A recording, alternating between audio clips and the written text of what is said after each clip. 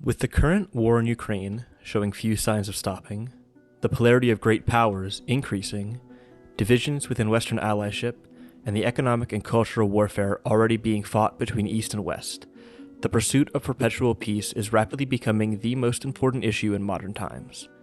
I can't think of anyone that would rather be at war than be at peace, but the primary schools of thought in international relations completely fail to devote themselves to a truly actionable pursuit of peace. By comparing and contrasting each paradigm, we can find what may be the best, most solution-oriented idea of perpetual peace. The first important paradigm is that of idealism. Idealists tend to view the world through a moral lens. They want to shape our understanding of ourselves, nations, and the international system through analysis of good and bad. Unfortunately, most idealists tend to resort to violence to achieve their goals. A good example of this is communism. Communists seek eventual peace, but their solution is to impose their ideas on the world through violence. By seeking peace, they instigate violence. Despite this, idealists do have a good point about morals. When nations take action, they should be guided by principle, not self-interest. The next important idea to look at is realism. Realism treats the world as anarchy, believes that nations and their leaders are self-interested, and that power is the only way to assure security.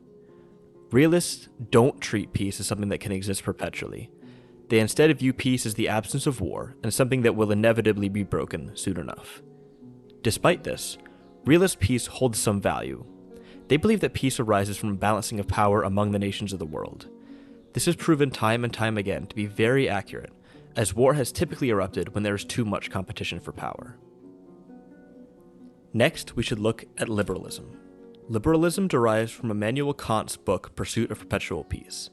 The main points of liberalism are that peace comes from economic interdependence, international institutions, and democratic peace, the idea that democracies go to war much less than other forms of government.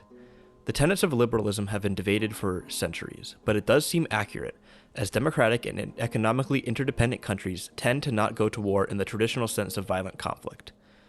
Unfortunately, however, the world has consistently failed to bring international institutions to fruition.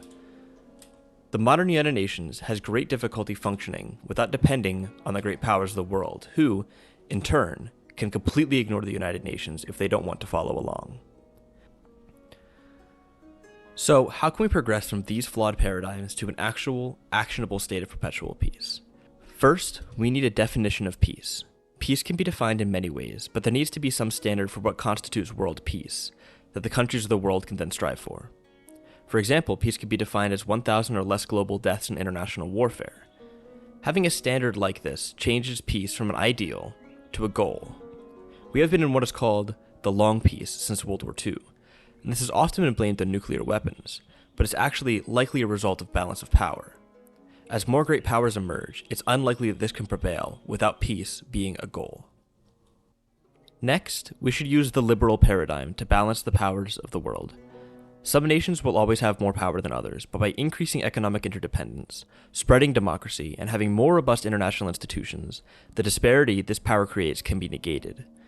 Certainly, we cannot force countries to adopt foreign economic or governmental policies, but we can reform the United Nations to have more oversight.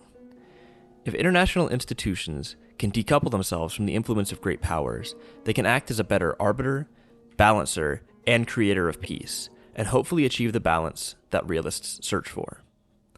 Lastly, it is imperative to remember that these proposals are flawed. They are based on research and historical evidence, but ultimately there is no one solution to perpetual peace.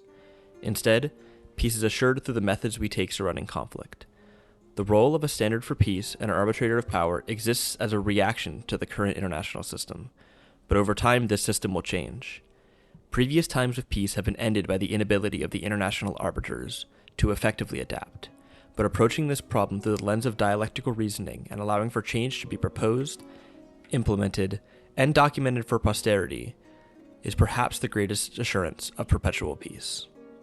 Ultimately, this peace is a ways off, but if we can begin believing that it is possible, if not plausible, then we can achieve perpetual peace.